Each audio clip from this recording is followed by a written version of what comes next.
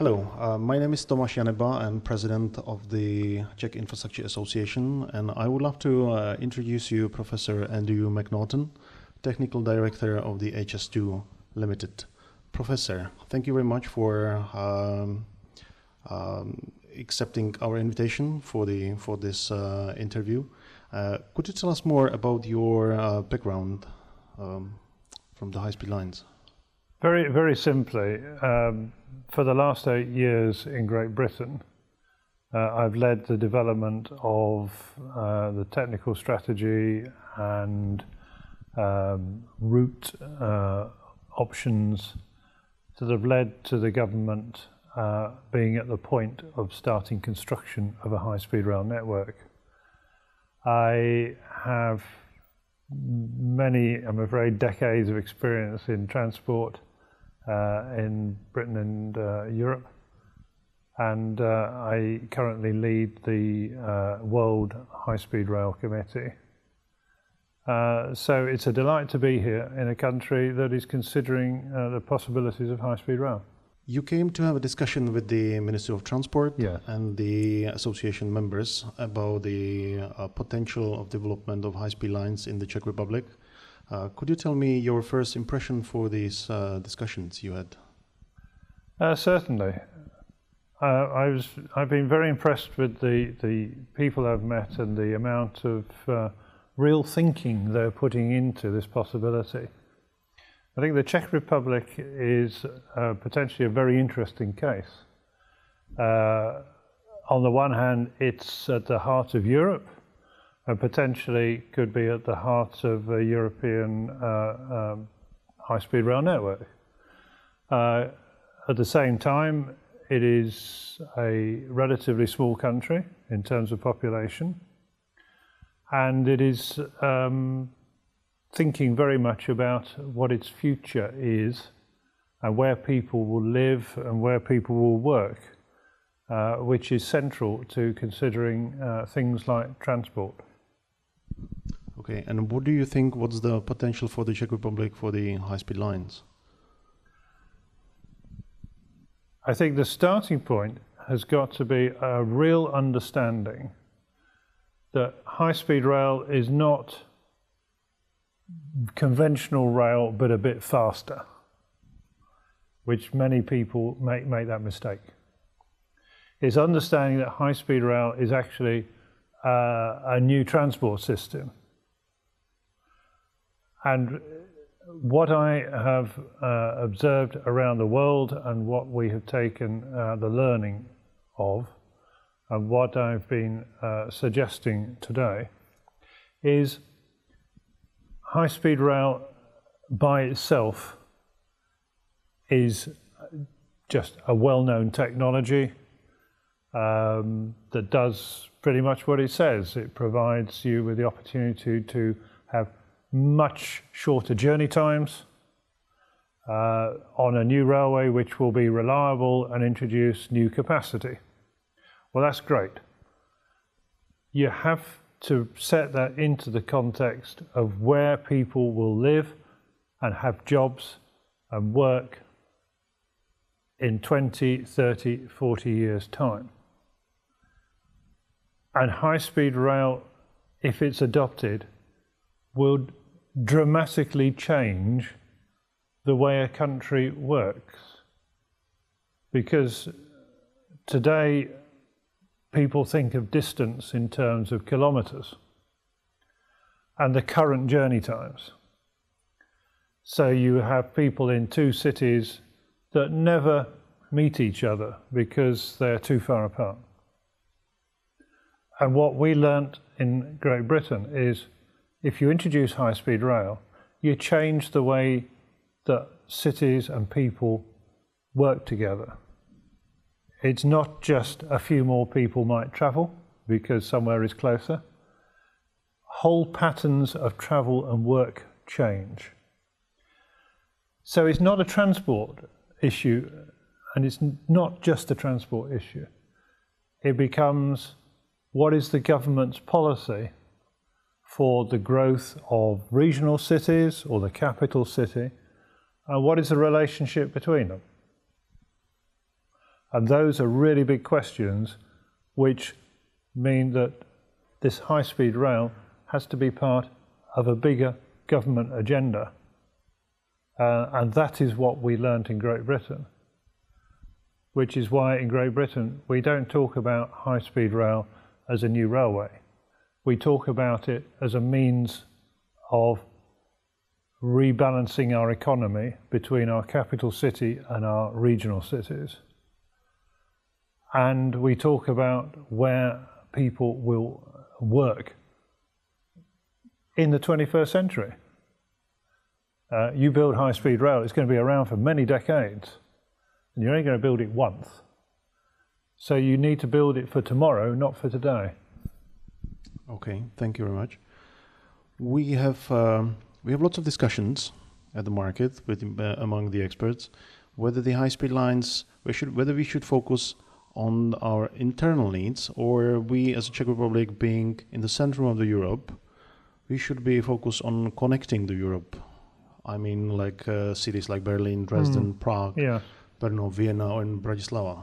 What as a Czech Republic should focus on? I'd like to answer you by making the following observation. High-speed rail is very high capacity rail.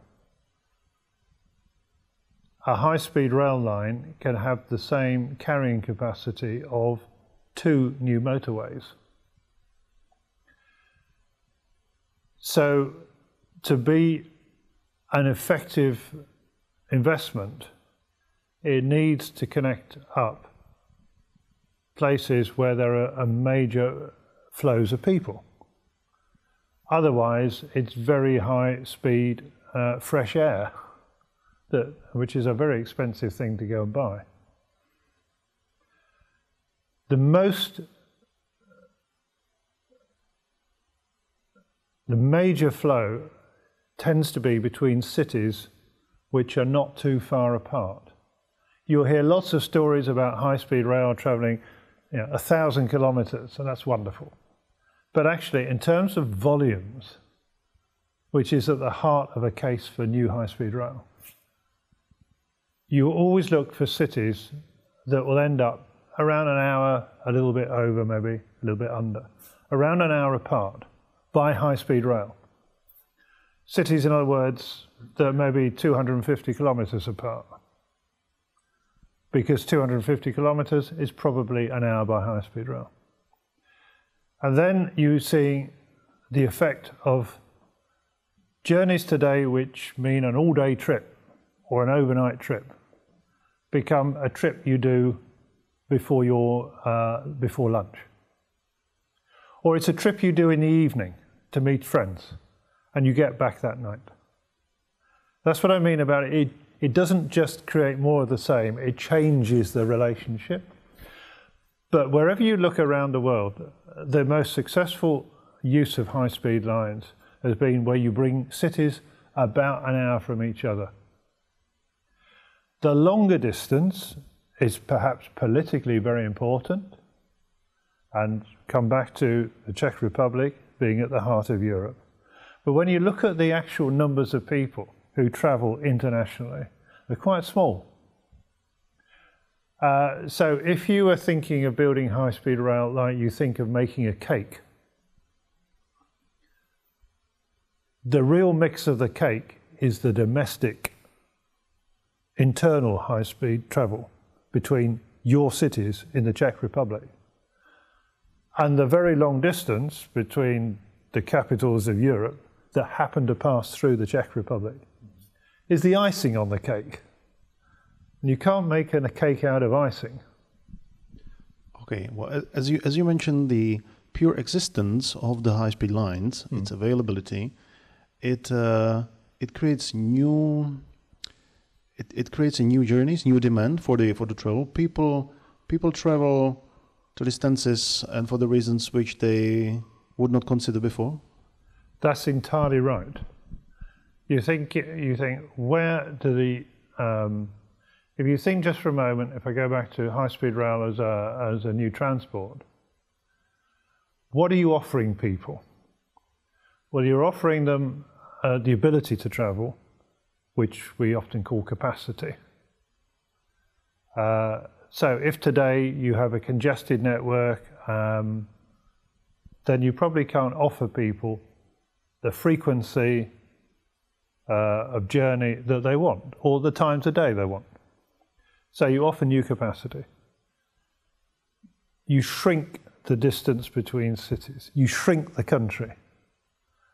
So you make journeys possible which people would not otherwise do. And that's a good thing. It's a good thing for social reasons, and it's a good thing because it enables people to live where they want to and work where they want to, and not feel that the only place to work is the capital city, and that all young people have to come to the capital city, which happens so much around the world. The third is you're giving them the opportunity to travel totally reliably on a new dedicated system.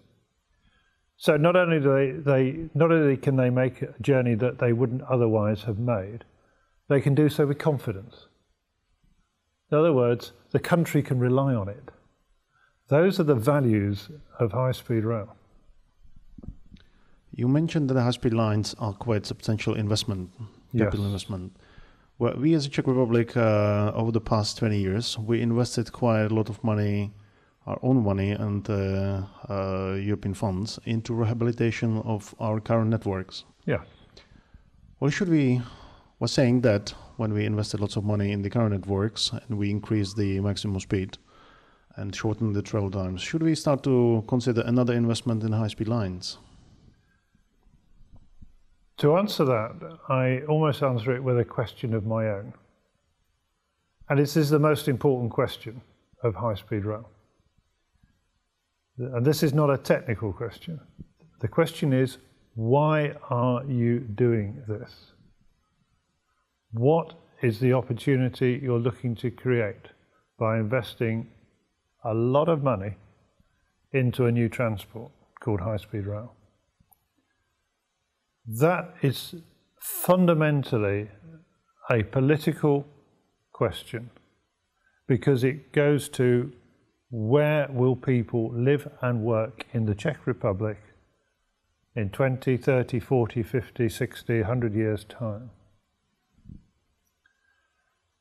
Only by answering that question can you conclude what is the value to us, to the Czech Republic, of high-speed rail.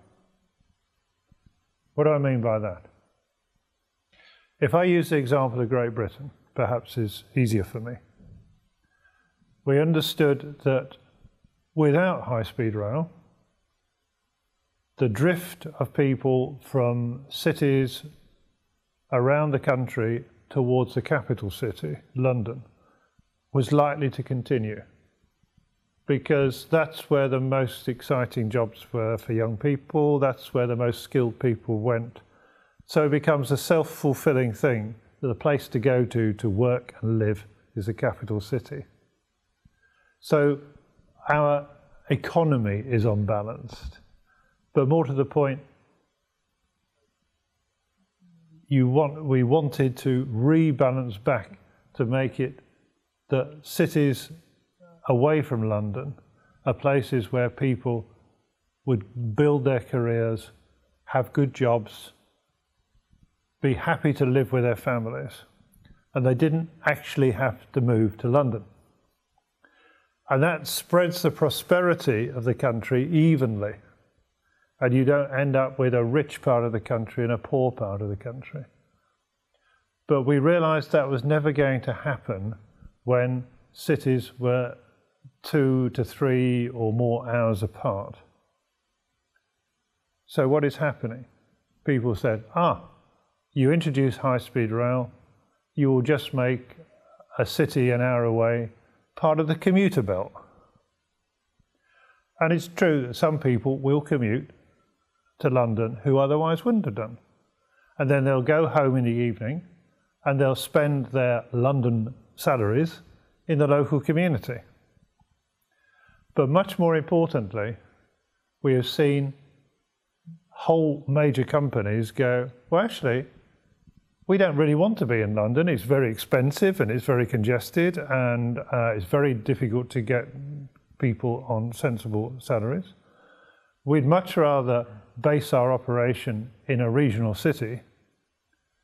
And I don't just mean the junior staff, I mean the senior staff, the director, the chairman, the whole company can go and relocate to a regional city in the confident knowledge that they can do business in the capital whenever they need to, because it's only an hour away.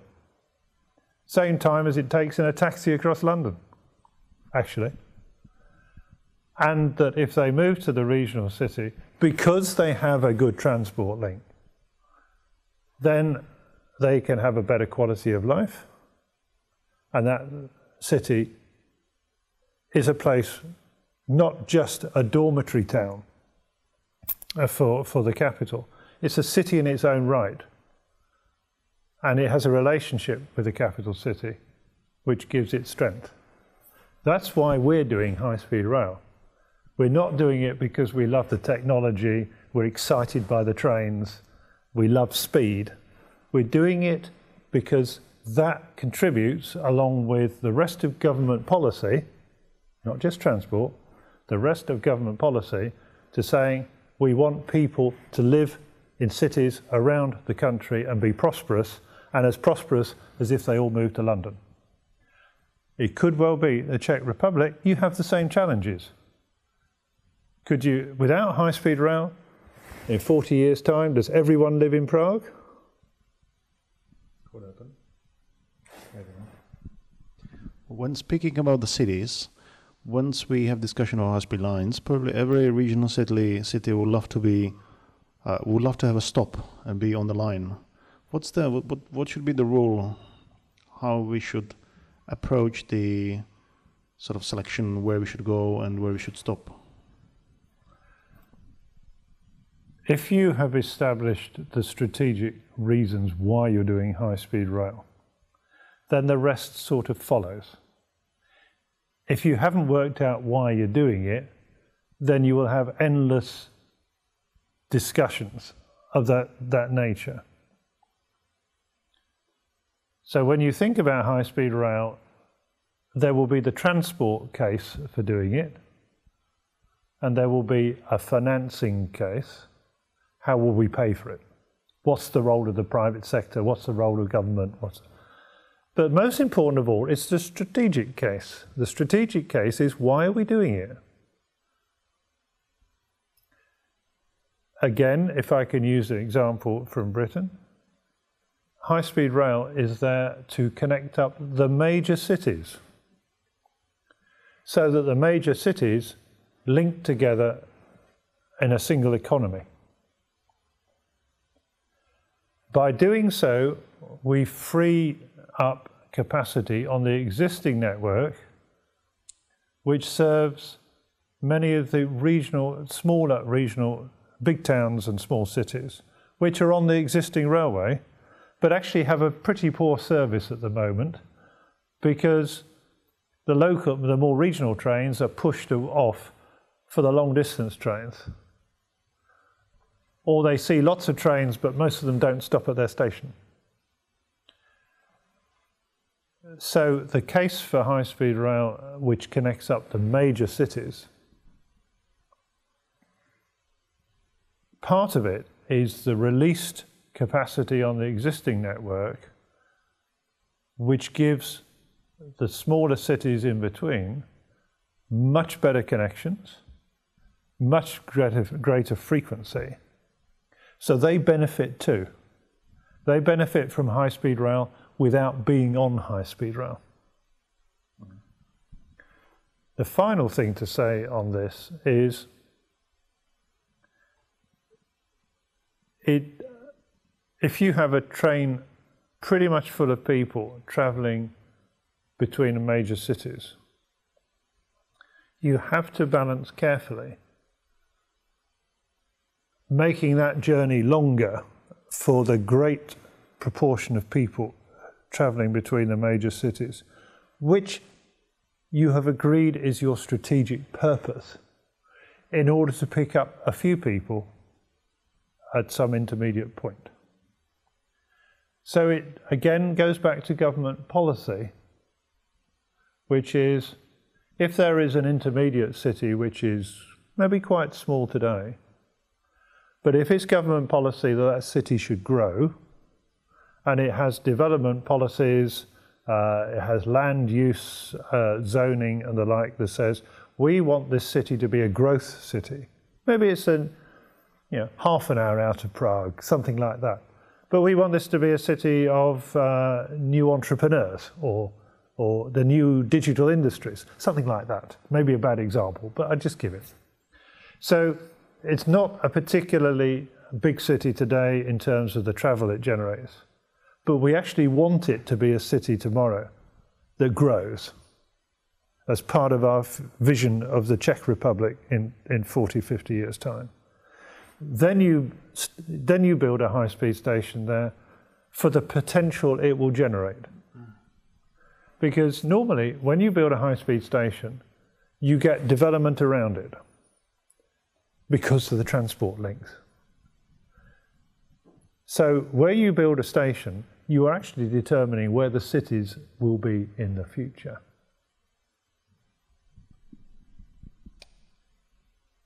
Okay, thank you. Well, yesterday and today, you took a part in the discussions about the strategy, national strategy, which is being prepared at the Ministry of Transport. Yeah. And we are also in the middle of process actually tendering feasibility studies for identifying the corridors, Prague-Dresden and Prague-Brno. Well, based on the discussions, could you tell us what would be the best way for developing our plans? Is there anything what we should focus and do more precisely, or can we carry on and already identify the corridors and go ahead? I think you have to be very careful to get the right balance between a desire to get more understanding of specific corridors, physical corridors, and people like to get into the engineering and the optioneering of routes. And I bet, unless you're very different to anywhere else, everybody will have a view on the right route. There will be many, many different possible corridors, physically, in terms of economics, in terms of impact on the environment. How do you choose? How do you select? You select against criteria. Those criteria have to come back to, why are you doing high-speed rail? So if I had some advice, it would be from experiences I've had and experiences many others have had. It's, don't rush into drawing lines on maps and then trying to compare them. Spend enough time to understand what your purpose is, which leads you to saying, what is the demand? That's the direct transport demand, and what is the growth potential of the cities in any particular corridor. Once you've done that, with enough evidence that stands the test of time, so you know why you're doing it, you can then say, there are 30 possible routes. How do they meet those strategic objectives? Not just, here's 30 routes, the cost of that is X, and the cost of that is Y, and the cost of that is Z. City A wants a route, City B doesn't want a route. The trouble then is you're trying to choose routes based on opinions. They may be very clever opinions, but they're opinions. You need to choose against some criteria, and the criteria are the strategic purpose of high-speed rail, to connect major cities. And the strategic purpose that I can see people really thinking about here is what is the consequence of high-speed rail to the way people live and work in the Czech Republic, but also perhaps thinking, what is the consequence of not doing high-speed rail? What is the consequence of carrying on as we are? Okay, thank you. Well, we experience our internal discussions what the high-speed lines actually means. Is it the speed of train somewhere around 200 kilometers or 350 kilometers? What do you think the Czech Republic should look at? Is it the right approach actually to pick the speed of the train technology first, or? Very simply, no. That's the worst place to start. The starting point is, what are the journey times we want? What is the kind of service we expect to offer? On a particular corridor, what is the very long distance potential demand? What is the intercity demand? Is there potential to use some of the capacity for regional services or services that go a distance on a high-speed line and then turn off to serve another city that doesn't justify having a dedicated high-speed line, but does add to the total proposition? So you spread the benefits of high-speed rail as widely as you can. It's a lot of investment, you want to spread the benefits. When you've done that, you can start to go, I know why I'm doing it. I now understand what fundamentally the services will look like. I don't mean minute by minute, but this is what you could achieve with high-speed rail. Then you can worry about what is the engineering specification, because you know now why you're specifying. And the answer could be we need a certain journey time, but we've got a mix of traffic. So we don't actually want to go quite so fast. But maybe 100 kilometers later, we do want to go fast. Don't start with the engineering. That's the worst place to start. You've got to start with what is it going to do for you as a country. Well, big infrastructure projects in Czech Republic are not always successful in the preparation and even development. We have experienced in the past that the new governments tend to stop the work, and sometimes they start again, sometimes they don't carry on the preparation. What do you think, what's your view on this, how other countries try to manage this risk? You are no different to any other country. Here's the secret. Projects which are designed from engineering up tend not to survive over the not just years, but tens of years it takes to take them from concept to finish. Big infrastructure will, in the time it takes to be developed, to be consulted, to be agreed, to be planned, to be constructed, will cross a number of parliaments in any democracy, a number of different ministers, leading politicians, officials, whatever. And if it's just an infrastructure, big piece of engineering, then people will challenge, why are we doing it?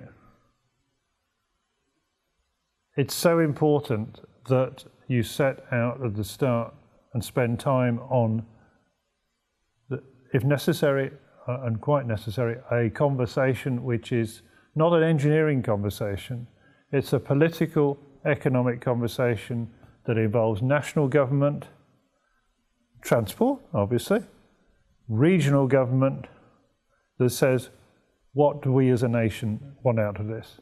If you spend the time to have that conversation, which is hard work, because many people have different views, so you have to support it with valid information from some studies And that's what the railway professionals and the construction professionals and the transport planning professionals can bring to it. They can bring facts. Then you can fix the strategic case for the investment, and that strategic case will last between governments and elections and future elections, because people have understood what the strategic case for it is. They can then, there will be things that change. Country needs to maybe not spend quite so much for 5 years, so you slow the plan down. Or maybe it can speed the plan up. Maybe it goes around the edge, we'll do that bit. That was a priority 10 years ago, but actually this is the priority now. But no one forgets why they're doing it.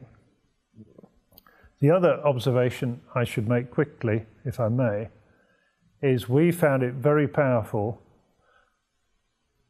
I said high-speed rail, because it's such a big intervention, is first and foremost political. We decided to set up a small organisation under the government, but slightly removed from it, and independent of all the people who would be who would benefit from high-speed rail. So we didn't give the investigation of high-speed rail to the railway industry, because if they said, yes, let's do it, everyone would say, well, they would say that, wouldn't they? We didn't ask the construction industry to do it. We asked them to come and provide experts to us, but we set up this thing and we called it High Speed 2 Limited, a company owned solely by government, which has a single purpose, which is to provide objective advice, bringing in expertise from around the world and from around industries in order to offer to government advice. But it's only advice because the strategic decision has to be a political decision, but it's informed by independent advice. So this task wasn't, in your country, wasn't actually dedicated to the rail infrastructure manager, which our equivalent of such an institution is SŽDC. They are operator, investor in the current rail network, and they have the rail expertise in developing the lines. What we did was bring some of the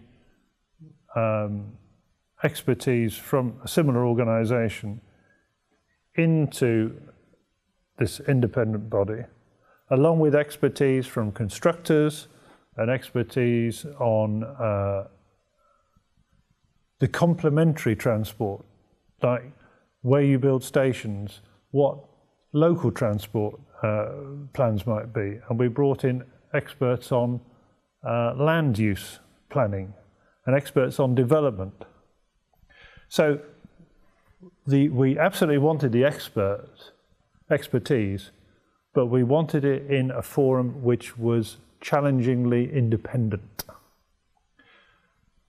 The other role that our infrastructure manager played, a vital role, was they are the experts on the existing system. Part of the benefits is the release of capacity on the existing system. How is that best used? We're not, on that, we asked a current railway company to offer its professional advice, because they're the experts on the existing railway.